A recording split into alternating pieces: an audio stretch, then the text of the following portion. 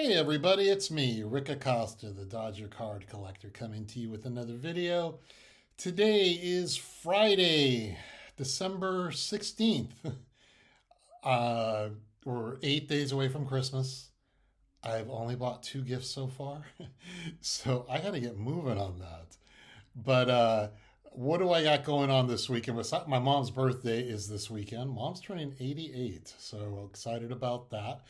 On the way to mom's house, I'm going to stop at this card show in Placentia, California. They're having Raleigh Fingers and Steve Garvey signing. The show's usually awful, but I'm hoping that with some Major League ball players signing some autographs, maybe there'll be some good vendors out there, people selling stuff. Just because usually when I walk into that show, full of modern basketball, full of modern football, I walk in and 5 minutes later, I walk out. So hopefully this is going to be a good show. That's probably going to be the only uh, hobby related function I'm going to be doing for a little bit. I'm awaiting two more cards to arrive in the mail. And sports wise, this weekend, just going to watch some football. And it's going to be pretty mellow the next couple of weeks. So today's video, I'm finally going to show off the first portion of my 1941 play ball winnings from the Collector Connection auction that took place last month. I decided to try something a little different just to be a little bit aggressive and see what would happen when I came to bidding. So literally around 60 to 65 1941 cards were put up for auction. They were all in various ranges from PSA 3 for like the superstars, PSA 6 for a lot of the commons. And I decided to try something where I decided I'm going to bid. I think I put out 57 different bids on 57 different cards. And I placed what I considered to be minimal bids. And in doing that, I thought, how am I going to be comfortable here if I win all 57?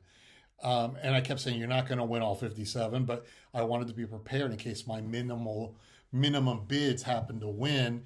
And in this case, I ended up winning 28 of the bids. So while it did cost a chunk of change, I was able to wipe out more than a third of the set. And along with the 11 cards I previously already owned, and I have two more cards coming in the mail. It's going to bring me up to 40 cards of the 72 set, all cards being graded, most of them in a PSA 6. Hall of Famers are going to be PSA 3s, PSA 4s. When I show you Joe DiMaggio's a 1. I couldn't afford much more than that. So wanted to show you that, share some stories of these guys. Forgive me if I mispronounced some people's names. I just sometimes I don't want. I watch the videos and I realize, oh, I made a mistake. I think I called Hank Greenberg Hal, and I'm too lazy to re-record the entire video. So let's take a look, and you guys can tell me what you think. All right. Let's take a look at these. So as I mentioned, we've got 40 cards in my current play ball 1941 play ball collection. I'm going to show you 10 cards at a time. Some of these cards are Hall of Famers that I've shown in previous videos, so I probably won't say much about those cards today. I might make a small mention of what they did in 1941. We're going to focus primarily on the cards that I just won from the Collector Connection last month. So these are going to be in numerical order, by the way. So our first card is card number 2, and that's Max West in a PSA 6. He played 7 years primarily with the Boston Bees, or the Boston Braves as they're known now, or as we know them. As I mentioned, he played 7 seasons. He missed 3 seasons due to World War II. Not much to say about this guy. The one note that I did find extremely interesting was that after he retired, he operated a sporting goods firm with Ralph Kiner in California. So I thought that was quite a interesting tidbit. This is the first card I picked up from the Collector Connection. So you get to see right there. Okay, next is going to be card number 3. That's Bucky Walters. The one thing I really love about collecting cards, especially the pre-war stuff or even cards from the 50s and the 60s, are learning about players that I have never heard of. And in the next 2 cards, and I'm hoping there's a Cincinnati Reds fan out there who'll kind of just tell me, yeah, I've heard about these guys. We talk about them all the time. The first guy is being Bucky Walters, pitcher. He was a member of the 1940 World Champion Cincinnati Reds. Pitched for 16 seasons from 1934 to 1950. His best years were with Cincinnati, 11 seasons. He won 160 games, 6-time All-Star, 3-time 20-game winner in 1939, 1940, and 1944. And his big season was in 1939 when he pitched for the pitching Triple Crown, led the league in wins, strikeouts, and ERA.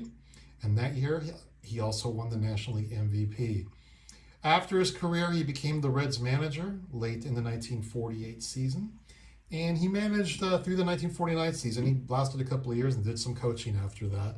But here's one of the players I reached out to a friend of mine. I go, have you ever heard of Bucky Walters? And he hadn't. And it's one of the beautiful things about collecting is you really get to appreciate these guys. And maybe, just me talking about them will get other people talking about some of these great players. And yeah, this is another card I won from the Collector Connection, and that's Bucky Walters. Next is his teammate, another pitcher. The Reds must have had a killer staff back then. This is Duke Derringer, Paul Duke Derringer, I should add, another member of the 1940 championship team. He pitched 15 seasons, 10 of them with the Reds, another 6-time All-Star. He was a 20-game winner 4 times between 1935 and 1940, and he peaked in the 1937 season, compiling a record of 25-7. And that was the first year the Reds had won the National League pennant in 20 years. The next year in the 1940 World Series, he pitched 2 complete games in the World Series, and he finished his career with 223 victories. Again, another player I had never really heard of. So the Reds must have been phenomenal those few years with these 2 pitchers in Bucky Walters and Paul Derringer. Nice looking card, though. That's another. All the cards from the Collector Connection were PSA 6s, with the exception of 2, which were PSA 5s.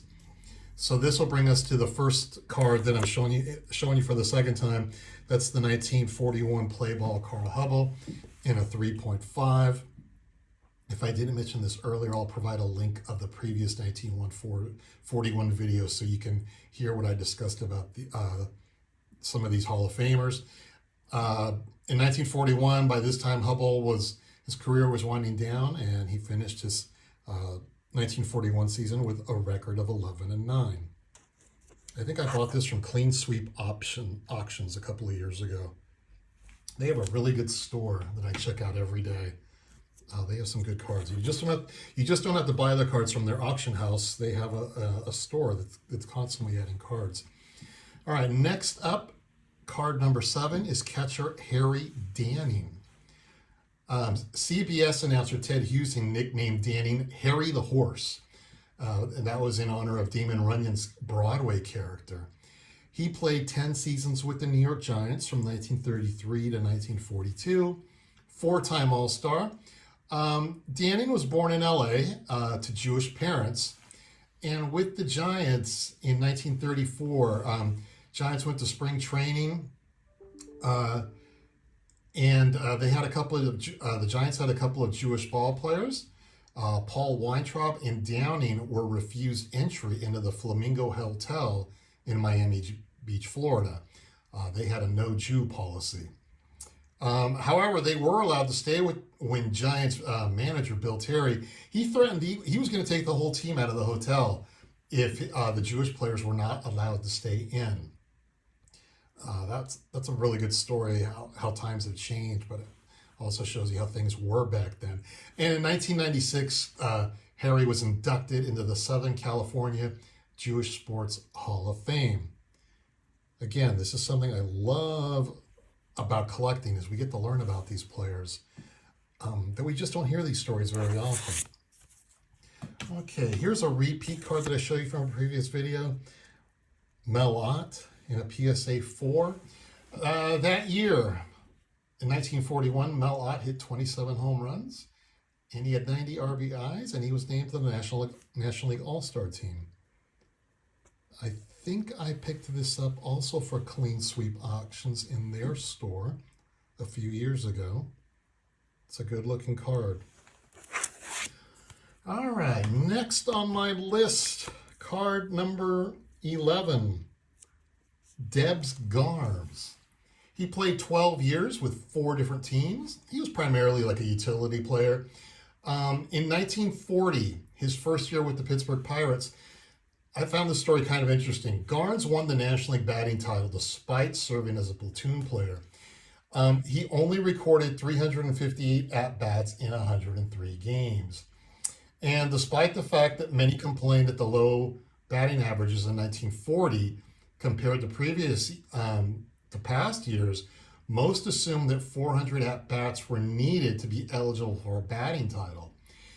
In September 1940, League President Ford Frick stated that the batting title is simply unofficial and has never been subject for league legislation. Frick Sports, a spokesperson for Ford Frick, said he thought that 100 games would be sufficient prerequisite for the championship. So I thought that's really interesting when you talk about the rules they have in regards to batting titles. I think Rennie Stennett in the 70s finished like 12 at-bats shy of being eligible to win the batting title. He would have won, but I think he broke his leg late in the season. So that is Debs Garms. All right.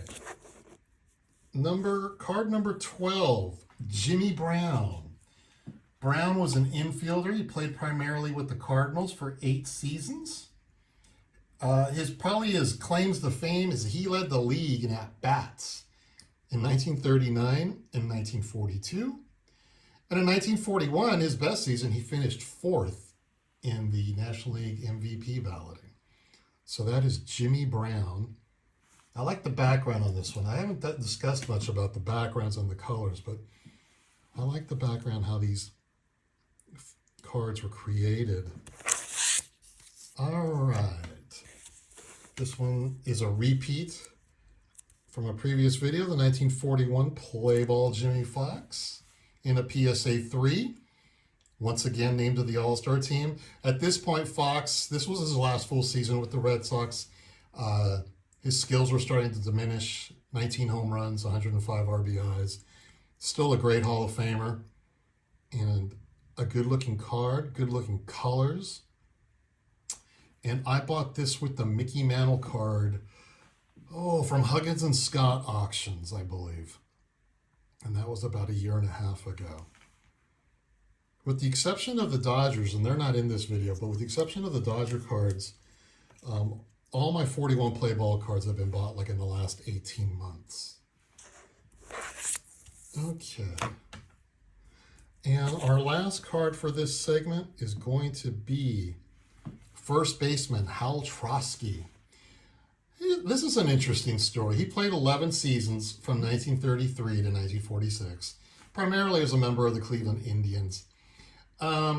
Despite being hailed as the next Babe Ruth, he's widely considered one of the best players never to make an All-Star team.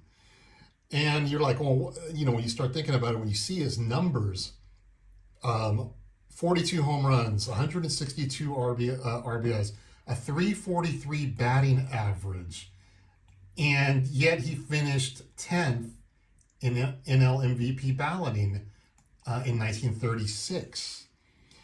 But the reason for his omission as an All-Star was the ill fortune of being an American League first baseman at the same time as Hall of Fame first baseman Lou Gehrig, Jimmy Fox, and Hal Greenberg. So that explains why he never made the All-Star team, but he was a power hitter throughout the 30s and later became a member of the Cleveland Indians Hall of Fame. And this is Hal Trotsky and a PSA 6, another good looking card. All right, you guys, so that rounds up the first set of cards from the 1941 Play Ball set. I hope you guys stuck around and got a look, and there'll be some more videos coming up from this set. So have a wonderful weekend, and we'll talk to you guys soon. Take care.